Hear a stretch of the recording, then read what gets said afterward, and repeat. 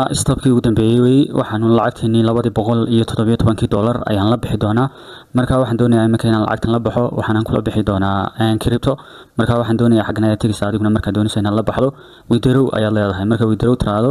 wuxuu ku leeyahay lacagta maxaad doonaysaa inaad kula baxdo anigu TRC20 ilaasaan eegaya inaan kula baxo xagan baad ka sii bedeli kartaa marka hada waxaan anigu kula baxayaa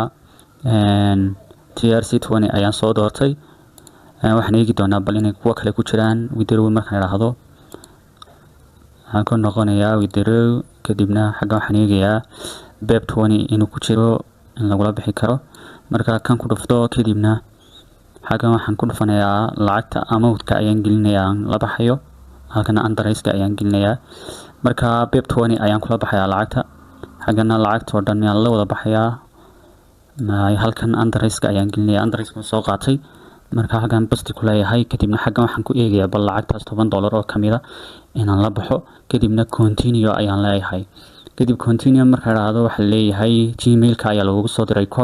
code-kaas ayaan soo gelinayaa marka code-kii ayaan soo qorayaa code-ka waxa weeyii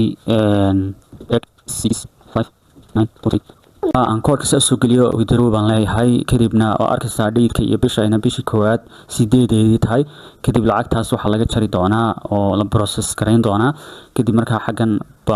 waan lacagtaas waa laga jaray 217 ay ahayd marka hore marka lacagta waa laga jari doonaa waxaan leeyahay bar refresh ayaan siinayaa bal in lacagtaas laga jaray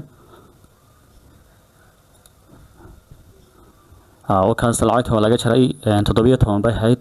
marka waxaan eegi doonaa lacagtaas in soo gasho marka screenshot ayaan ka qaadi doonaa xaggaas aan soo dhigi doonaa marka hadana lacagtaas waxaan reebi doonaa oo kaliya 17 lacagtaas waxaan eegi doonaa underice-kii hadda waan isku hubinay in lacagtaas ay igu soo dhacayso marka waxaan la bixi doonaa lacagta oo dhan ayaan la wada bixi doonaa kaliya waxaan ka reebi doonaa $17 inta kalena waan la bixi doonaa soo arkaysaa screen-kii waka lacagta wayna soo gashay marka lacagta waxaan ka doonayaa inaan $17 ka reebo kadib waan ka jari doonaa kadibna mar kale ayaan lacagtan withdraw oran doonaa mar kale ayaan withdraw sameyn doonaa way lacagta hore wayna soo gashay screenshot-ka ka aragtaan marka withdraw baan leeyahay hadana lacagtaas waxaan kula baxayaa BEP20 aan kula baxay kadib xagan ayaan ku dhufanayaa kadib waxaan tagayaa xagan waxaan ka dooranayaa xagan BEP20 ayaan ka dooranayaa kadibna xagan waxaan gelinayaa underice-ka ayaan gelinayaa underice-ka oo kaas kii markii hore aan ku diray